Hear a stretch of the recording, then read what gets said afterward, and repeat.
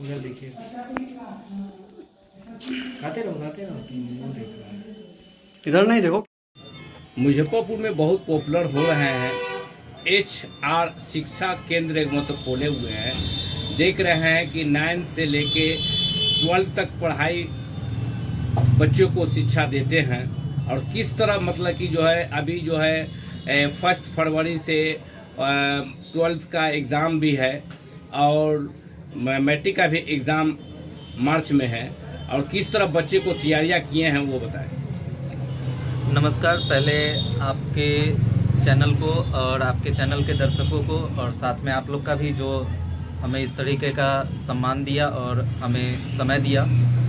तो सबसे पहले ये बात कि एग्ज़ाम अब आने वाला है, डेट भी आ चुका है और अब बच्चों को ज़्यादा समय बचा नहीं है, 2 महीने से भी कम समय बचा है। तो इसमें बच्चे के लिए सबसे बेहतर अब ये होगा कि नए चीज़ों को सीखने से ज़्यादा अच्छा है कि आपने जो पुराने चीज़ों को सीख रखा है उसको आप 2 बार 3 बार 4 बार रिपीट करें। क्योंकि नए चीज़ों को सीखने से समस्या क्या होती है कि आपने जो पुराना चीज़ सीख रखा है या पढ़ रखा है, ठीक है, तो उन चीज़ों को फिर से एक बार रिकॉल करने में आपको समस्या होगा जब आप नए चीज़ों को रिपीट करते हैं। लेकिन जब आप पुराने चीज़ों को रिपीट करने का कोशिश करते हैं तो क्या होता है कि वो चीज़ आपके दिमाग में पूरी तरीके से बैठ जाती है। इसका फ़ायदा ये होगा कि जब आपको उनसे जुड़ा हुआ सवाल मिलेगा तो आप उनके बीचों से शब्दों को चयन करके और एक बेहतर जवाब लिख सकते हैं। जैसे अगर हम बच्चों को सिर्फ सवाल और जवाब, प्रश्न और उसका जवाब याद करवाएं तो उससे ज़्यादा बेहतर है कि बच्चों को अगर उससे जुड़ा हुआ टॉपिक का कहानी ही ध्यान हो जाए तो उस टॉपिक से हम चाहे जिस भी तरह का प्रश्न पूछे बच्चे से, चाहे वो हमारा क्वेश्चन आंसर से रिलेटेड हो या डिफरेंशिएट करना हो या फिर मिलान करना हो या फिर बहुविकल्पीय प्रश्न हो, इन सब के बीच का जवाब हम आसानी से ढूंढ सकते हैं। क्योंकि सरकार का फोकस है कि हम ज़्यादा से ज़्यादा बच्चों को शिक्षा दें और पास कराएं। तो बेहतर ये होगा बच्चों के लिए कि आप पुराने चीज़ों को ही बार बार दोहराएं। और सबसे बेहतर तो ये होगा बच्चों के लिए कि आप पिछले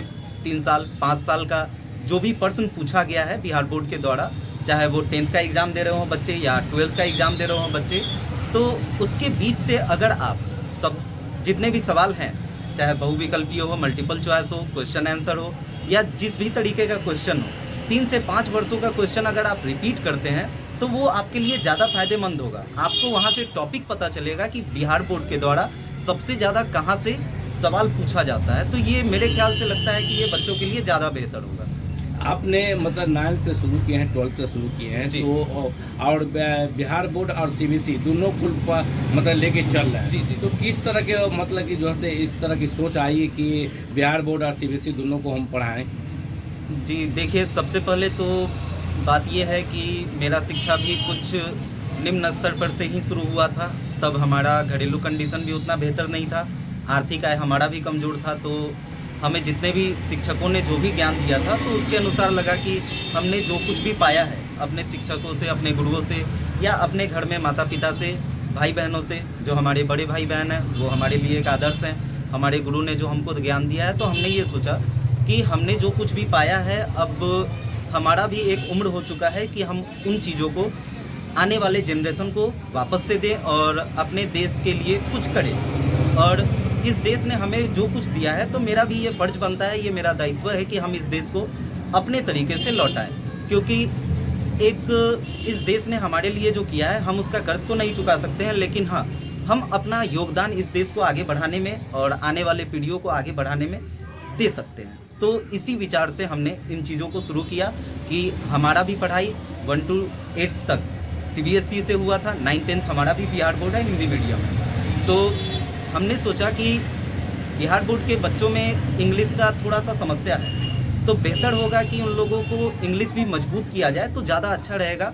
क्योंकि बाहर जाने के बाद अधिकतर पता चलता है कि बिहार बोर्ड के बच्चे जो है अंग्रेजी के कारण पिछड़ जाते हैं। इंग्लिश लैंग्वेज उनका ज़्यादा बेहतर नहीं होता है, स्ट्रांग नहीं हो पाने के कारण वो पीछे हो जाते हैं। तो हमने सोचा कि इंग्लिश को मजबूत कराने के लिए इन सब को एक साथ पढ़ाया जाए। ऐसे क्या होगा, बिहार बोर्ड के बच्चे जो हिंदी मीडियम में पढ़ते हैं तो इंग्लिश मीडियम उनका बेहतर हो जाएगा, और जो इंग्लिश मीडियम में पढ़ते हैं तो उनका हिंदी सब्जेक्ट भी एक बेहतर कंडीशन में पहुंच सकता है। तो इसी सोच से हमने इन चीज़ों को शुरू किया। अक्सर देखते हैं कि बिहार बोर्ड के बच्चे जो हैं मैथ में और साइंस में मतलब कि क्रॉस लग जाते हैं बच्चे, और जिसके पिछड़पन हो जाते हैं बच्चे, सेशन में मतलब कि उनका करवाया जाता है जिसको लेके। तो किस तरह आपने इस बार तैयारी किया है? जी देखिए, आपको पता होगा कि हमारे बिहार के खून में है ये चीज़ कि हमारे बिहार के बच्चे जो हैं गणित के साथ साथ पॉलिटिक्स में बहुत ज़्यादा, राजनीति में बहुत ज़्यादा रुचि रखते हैं। लेकिन फिर भी पिछले कुछ वर्षों से देखा जा रहा है कि जो बोर्ड के बच्चे हैं वो गणित में उतना अच्छा अंक नहीं ला पा रहे हैं। तो हमने इसके लिए बच्चों से ज़्यादा सवाल प्रैक्टिस करने के लिए कहा। जैसे होता क्या है कि जब हम किसी सवाल को उठाते हैं तो कभी वो हमारा जो प्लस माइनस का चिन्ह है या ब्रैकेट है या फिर कोई मल्टीप्लाई डिवाइड के कारण ही क्या होता है कि बच्चे उस क्वेश्चन में फंस जाते हैं। एक ही तरह के सवाल में बच्चे, एक ही पैटर्न पे बनने वाले क्वेश्चन में भी बच्चे फंस जाते हैं।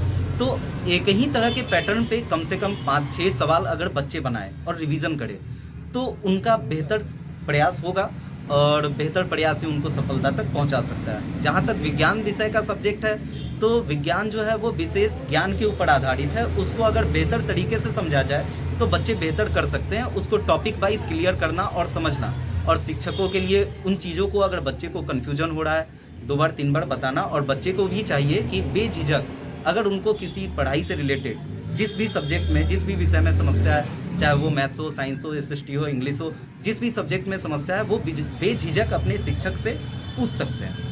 अक्सर देखते हैं कि जब 10th के एग्ज़ाम देते हैं बच्चे